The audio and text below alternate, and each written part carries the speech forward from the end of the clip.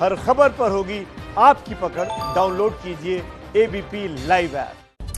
तो ब्रेक के बाद आपका स्वागत है। अगली खबर का रुख करते हैं। बिहार में महागठबंधन के सीएम उम्मीदवार तेजस्वी यादव को कुछ हफ्ते पहले खानदानी राजनेता कहकर खारिज कर दिया गया, लेकिन चुनाव प्रचार के दौरान उन्होंने अपनी इस छवि को बदल कर रख दिया। उन्होंने लालू यादव के बेटे होने की पहचान से आगे जाकर खुद को एक मजबूत नेता के तौर पर स्थापित किया है। इस बार चुनाव का नतीजा चाहे जो भी हो, लेकिन इस बात से कोई इंकार नहीं करेगा कि बिहार को अगली पीढ़ी का एक मजबूत नेता मिल गया है।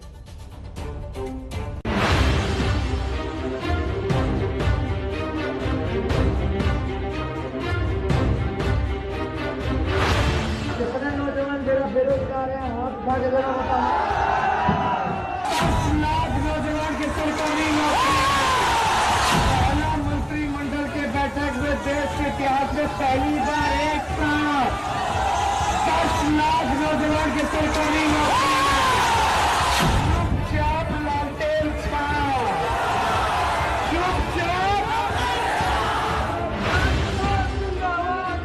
तेजस्वी यादव अब लालू यादव के बेटे होने की पहचान को पीछे छोड़ चुके हैं। इस बार चुनाव में जिस तरह से उनके तेवर दिखाई दिए हैं, उससे साफ है कि वो अपने परिवार की छाया से बाहर निकल आए हैं। उन्होंने अपनी एक खास पहचान बनाई है। वो अब लालू प्रसाद यादव की दी हुई पहचान के मोहताज नहीं है। कमाई, पढ़ाई, सिंचाई, ये जो है असल मुद्दे हैं। बिहार की राजनीति में वो लंबी रेस के घोड़े बनकर उभरे हैं। हम बीजेपी के लोगों से ये पूछना चाह रहे थे, तक तो आप कह रहे थे कि 10 लाख रोजगार नहीं दिया जा सकता।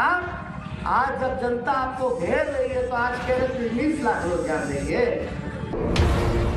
बिहार की राजनीति या फिर अपनी पार्टी में जगह बनाने से पहले तेजस्वी यादव के लिए सबसे बड़ा चैलेंज अपने परिवार में ही था।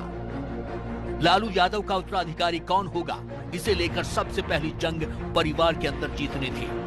बड़ी बहन मीसा भारती और बड़े भाई तेज प्रताप यादव उनके सबसे बड़े कॉम्पिटिटर थे। कुल 9 भाई बहनों में लालू को अपने इन 3 बच्चों में से एक को चुनना था। लालू ने तीनों को राजनीति में मौका दिया, लेकिन लालू की कसौटी पर सिर्फ तेजस्वी यादव ही खरे उतरे। लालू ने तेजस्वी को 5 साल पहले अपना उत्तराधिकारी चुना। 2020 में जो सीएम फिर का चेहरा वो तेजस्वी यादव होंगे। ये सब फालतू बात पे मत रहिए। ये सब खबर देने वाला को हम क्या बोले हैं। अब तो खुद ही बनेगा तो आप रोक दीजिएगा, जनता न बनाएगी। योग्यता में कौन सी कमी है। जानकार मानते हैं कि तेजस्वी यादव ने अपने बाकी भाई बहनों को इस रेस में बहुत पीछे छोड़ दिया है। इस बार का चुनाव इस बात की मोहर लगाता है। हम ठेठ बिहारी है, ठेठ बिहारी।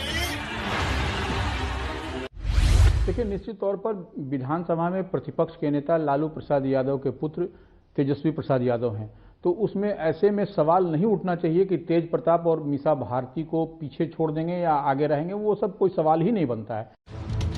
लालू के जेल जाने के बाद मार्च 2018 में आरजेडी की कमान तेजस्वी यादव के हाथ में आ गई। पहले ही लड़खड़ा रही आरजेडी को संभालने में तेजस्वी की असमर्थता का अंदेशा जताते हुए पार्टी के भीतर और बाहर उनकी आलोचना की गई। हालांकि इस मुहिम के बीच तेजस्वी यादव ने नए तेवर दिखाए हैं। उनमें कोई थकावट नजर नहीं आ रही है। वो एक दिन में 12 से 16 रैलियां कर रहे हैं। उनकी रैलियों में जनसैलाब इस कदर उमड़ रहा है कि उनके विरोधी भी उन्हें पूरी तरह खारिज नहीं कर पा रहे हैं। बिहार को सतर्क रहना है, बिहार को सावधान रहना है। जंगल राज के युवराज से अलर्ट रहना है। हम लोगों के लिए पूरा बिहार एक परिवार है और कुछ लोगों के लिए माता पिता बेटा बेटी पति पत्नी यही परिवार है। आज बिहार के सामने डबल इंजन की सरकार है, तो दूसरी तरफ डबल युवराज भी है और एक तो जंगल राज के युवराज भी है। ये जंगल राज के युवराज से बिहार की जनता पुराना ट्रैक रिकॉर्ड के आधार पर और क्या अपेक्षा कर सकती है। तो जो उसकी रैलियां में लोग जुटने लगे तो उसका आत्मविश्वास बढ़ने लगा। तेजस्वी जी का बढ़ा तो फिर वो पहले 6-7 कर रहे थे, 8-9 कर रहे थे। तेजस्वी यादव ने आरजेडी को यादव मुस्लिम टैग से बाहर निकालकर सर्व समाज की पार्टी बनाने की कोशिश की है। इसी वजह से पहले आरजेडी के प्रदेश अध्यक्ष की कुर्सी राजपूत बिरादरी से आने वाले जगदानंद सिंह को सौंपी गई थी और ब्राह्मण चेहरे के तौर पर राज्यसभा सदस्य मनोज झा को पार्टी में आगे बढ़ाया गया। ऐसे में पार्टी ने अपने कोर वोट बैंक की जगह भूमिहार तबके से आने वाले अमरेंद्रधारी सिंह को राज्यसभा भेजकर बड़ा संदेश देने की कोशिश की थी। तेजस्वी ने आरजेडी को सभी जातियों की पार्टी बताकर छवि बदलने की कोशिश की है। ऐसे में देखना है कि तेजस्वी की ये कोशिश चुनाव में कितना असर दिखाती है। वो युवा हैं और वो देख रहे हैं कि हमको मुख्यमंत्री बनना है, तो उसके लिए वो एक्स्ट्रा एफर्ट कर रहे हैं और वो भीड़ भी मैसिव भीड़ हो रही है। भीड़ के कारण उनका उत्साह भी दुगने चरम पर है इस बार के चुनाव में। 1989 से लेकर 2005 तक बिहार में लालू यादव और उनकी पत्नी राबड़ी देवी का शासन रहा। इस दौरान बिहार की सियासत में राजनीति और अपराध में तालमेल देखा गया। भ्रष्टाचार, अपराधियों के राजनीतिक संरक्षण, उनकी राजनीति में प्रवेश, रंगदारी और किडनैपिंग के मामलों का पूरे बिहार में वर्चस्व कायम था। बीजेपी जेडीयू ने बिहार में इस अपराध के फलने फूलने के लिए लालू राज को जिम्मेदार ठहराते आ रहे हैं। इतना ही नहीं, आरजेडी के 15 साल के शासन को बिहार में जंगल राज का नाम नीतीश कुमार ने ही दिया था। इस बार भी चुनाव में नीतीश कुमार जंगल राज की याद दिलाने का कोई मौका नहीं छोड़ रहे हैं। और जो बिहार का हाल था, नई पीढ़ी को ठीक ढंग से बता दीजिए। उसको क्या मालूम है कि 15 साल पहले शाम होते घर के बाहर कोई निकलने की हिम्मत नहीं करता था। आज जहां चाहे वहां जाता था। इस साल जुलाई में लालू यादव की सियासी विरासत संभाल रहे तेजस्वी यादव ने अपने माता पिता लालू राबड़ी के शासनकाल में हुई गलतियों के लिए माफी मांगकर विपक्ष के राजनीतिक चक्रव्यूह को तोड़ने की शुरुआत कर दी थी। उन्होंने पार्टी के कार्यक्रम में कार्यकर्ताओं को संबोधित करते हुए कहा था कि 15 साल के आरजेडी शासनकाल के दौरान अगर किसी प्रकार की गलतियां हुई हैं, तो वो उसके लिए माफी मांगते हैं। वो दौर अलग दौर था। ठीक है, 15 साल में हमसे कोई कमी या भूल होगी तो हम उसके लिए माफी भी मांगते हैं। इस बार चुनावी रैलियों में नीतीश कुमार लालू यादव के परिवार पर हमला करने का कोई मौका नहीं छोड़ रहे हैं। वो लगभग हर रैली में लालू और राबड़ी देवी पर तंज कस रहे हैं, लेकिन तेजस्वी यादव अपना दांव बड़ा संभल कर खेल रहे हैं। वो अपने माता पिता के 15 साल के राज का जिक्र चुनाव में ज्यादा नहीं कर रहे। शायद तेजस्वी समझ गए हैं कि उन्हें अपने पिता की छवि से बाहर निकलना पड़ेगा।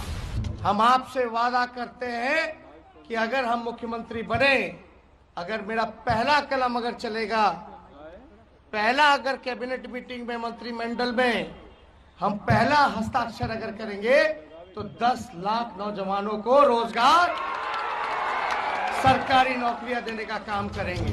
राजद में अब तेजस्वी यादव का एक छत्र हो गया, लालू प्रसाद गौन हो गए हैं, राबड़ी देवी गौन हो गई है। मतलब लालू परिवार के सभी लोगों को किनारे करके तेजस्वी यादव पूरे बिहार की राजनीति में अकेले चुनाव प्रचार कर रहे हैं। तेजस्वी यादव की सबसे बड़ी कमजोरी यही है कि वो नए हैं। उन्होंने अभी तक अपने आप को साबित नहीं किया है। 2015 में चुनाव में लालू यादव ने विधानसभा चुनाव में किस तरह आरजेडी के पक्ष में बाजी पलट दी थी, वो अब तक लोगों को याद है। राष्ट्रीय जनता दल 80 सीट जीतकर सबसे बड़ी पार्टी बनकर उभरी थी, लेकिन लालू के जेल जाने के बाद पार्टी की हालत खराब ही हुई है। 2019 का लोकसभा चुनाव ऐसा पहला मौका था जब लालू प्रसाद की गैर मौजूदगी में उनके छोटे बेटे तेजस्वी यादव के नेतृत्व में आरजेडी ने चुनाव लड़ा था। इस चुनाव में आरजेडी 20 सीटों पर चुनाव लड़ा था, मगर वो एक सीट पर भी जीत हासिल नहीं कर पाई। वो फिर से आरक्षण की बात कर रहे हैं, पिछड़ावाद की बात कर रहे हैं और गरीब दलित की बात कर रहे हैं। वो सर्वधर्म समाज को लेकर चलने की बात नहीं कर रहे हैं। वो लोकसभा चुनाव से लेकर इस बार के विधानसभा चुनाव के बीच तेजस्वी यादव में काफी बदलाव आया है। जानकारों का मानना है कि वो पहले से परिपक्व नेता बनकर उभरे हैं। जो बात उनके पक्ष में जाती है वो ये है, नंबर 1, 30 साल के तेजस्वी यादव युवा नेताओं में से एक हैं। नंबर 2, बिहार देश के उन राज्यों में है जहां युवा आबादी सबसे ज्यादा है। युवा वोटर उनके साथ आ सकते हैं। नंबर 3, बिहार में विपक्ष का सबसे बड़ा चेहरा है। पहले उप मुख्यमंत्री भी रह चुके हैं, महागठबंधन को साथ लाने में कामयाब रहे हैं। नंबर 4, बाढ़, कोरोना, रोजगार, उद्योग जैसे मुद्दे उठा रहे हैं जिनका जवाब नीतीश कुमार को देना मुश्किल पड़ रहा है। पहली बार हम देख रहे हैं कि विपक्ष ने बेरोजगारी का मुद्दा सेट किया, उसी पिच पर तमाम जो पॉलिटिकल पार्टी हैं सब उस पर बैटिंग बॉलिंग कर रहे हैं। तो तेजस्वी के लिए ये चुनाव इतना आसान नहीं है। उनके पिता लालू यादव भ्रष्टाचार के आरोप में जेल में हैं। भले ही तेजस्वी ने खुद को लालू यादव की छवि से अलग रखने की कोशिश की है, लेकिन वोटरों के एक बड़े तबके ने लालू का जंगल राज देखा है। तो इस बार चुनाव में जो बातें तेजस्वी यादव के खिलाफ जाती हैं वो ये है कि तेजस्वी यादव राजनीति में अभी नए हैं। लालू यादव के विकल्प के तौर पर उन्हें अभी खुद को साबित करना है। लालू यादव का नाम उनके लिए मुश्किल भी पैदा करता है, क्योंकि लालू भ्रष्टाचार के कई मामलों में फंसे हैं और फिलहाल जेल में हैं। सिर्फ 2015 से 2017 के बीच के 2 साल छोड़ दें तो आरजेडी 15 साल से सत्ता से बाहर रही है। ऐसे में उनके पास कोई काम गिनाने के लिए नहीं है। तेजस्वी के अध्यक्ष बनने के बाद पार्टी के कई बड़े नेता पार्टी छोड़कर चले गए, जिसका उन्हें नुकसान हो सकता है।